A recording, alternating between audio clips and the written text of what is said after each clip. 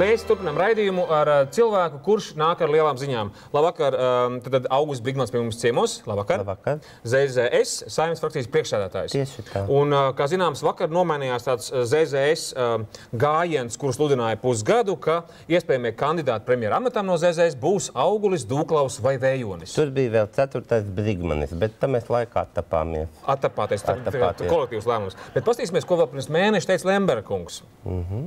Es domāju, cienījami visi cilvēki ir, bet starp tiem nav Lembergs un nebūs Lembergs.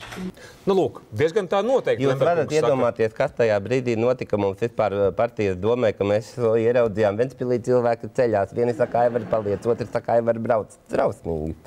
Tādā ziņā, ka bija ažiotāža un panika Ventspilī? Protams.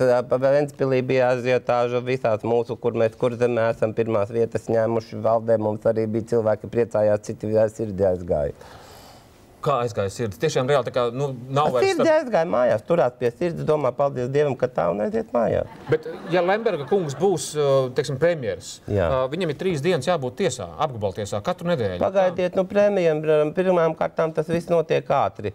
Premjeram tiesu izskata steidzamības kārtībā, daļa amata transports ir, satiksmi var nostopēt, čingš aizskrien, paskrien, tiesā atkal ir apakaļ ministru kabinetā. Un, ja ļoti vajag, tur jau var Augulis pasēdēt, Vējonis, Tāpēc jums ir 3 rezerves varianti.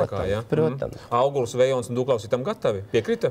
Tur neviens nejautā mums, ziniet, mums tāda ļoti milzīga demokrātija nav nepieciešama. Skaidrs, te nodara manas jaunības metodes. No padomju laikiem? Labi, nesauksim varbūt to vārdu, tad tas vārds laikam nav modē šobrīd, es saprotu. Kā jums liekas varēs notikt ministru kabineta sēdes, ja, teiksim, izskata jautājumu, kas ir ar kaut kādu slepenību, jo Lemberkungam nevar būt pielaidi pie augstākiem valsts noslēpumiem? Kā jūs to iedomājaties? Teiksim, viens ministrs kaut ko saka, un tad viņam jātaisa ausis ciet, vai? Nē. Pirmkārt, sēdes mēs pārcelsim uz Ventspili. Eirovīzija var notikt Ventspilī. Kāpēc ne ministru kabineta sēdes nevar notikt Ventspilī? Labi, paldies. Jā, pierakstam šo te. Pierakstījāt, tad sēdes Ventspilī, kas vēl? Jā.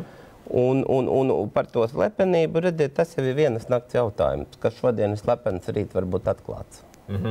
Labi, jums ir burtiski 10 sekundes laika, lai pateiktu saviem vēlētājiem kaut ko jūs varētu, teiksim, novēlēt vai iedvesmot. Es varētu novēlēt, neskatoties uz to, ka nāk rudens un Latvija krāsojas dzeltena un oranža un zaļganīga.